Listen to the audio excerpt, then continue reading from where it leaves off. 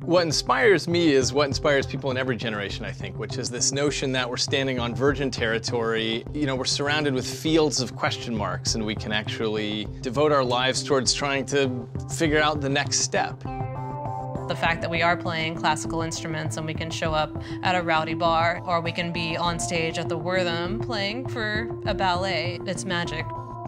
Trash inspires me. All the stuff that goes into a landfill, there are mountains of interesting things that pique your imagination.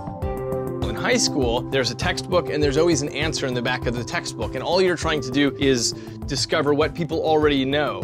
But real science, the way it works, is there is no answer in the back of the textbook, and you have no idea where any of it's going, and every day you're standing where no person has ever stood in the history of humankind. I was giving a talk on my book Some a while ago, and I ended up with the moderator talking about space physics and neuroscience, and so a lot of areas got covered. And this 15-year-old boy came up to me after the talk, and he said, "I thought you were a brain scientist. How do you know about that other stuff?" And I said, "Well, it's all one big fabric." I saw this light go on in his head, and he wrote down his email for me on the back of a bubblegum wrapper, which I still keep in my wallet. When a young person gets turned on to some big idea like that, that's my fuel that keeps me going. Most of the time it'll start, Margaret will come up with a cool cello line. Joe Bird will add something on top of that, me and Deborah will add our stuff on top of that. And by the time we've sat in a circle for hours and hours and get it where we want it, we know it, It's like there's no need to go back and write it all out. Why would we? It's just, it takes time, it slows us down. If you learn on sheet music, you're stuck with sheet music.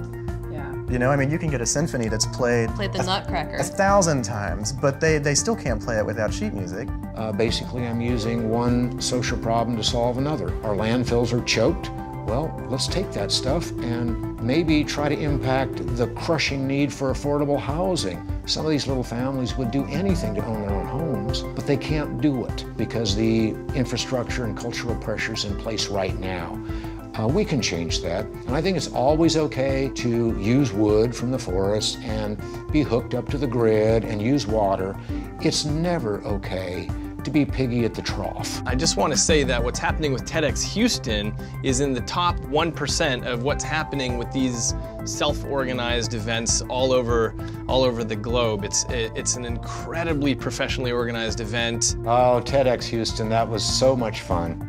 I think that TEDx is very important. I didn't have any knowledge really of TED until it was presented in Houston, so I think that's a great thing. There is a similarity of mission and just this magnificent sense wanting to do something for the planet.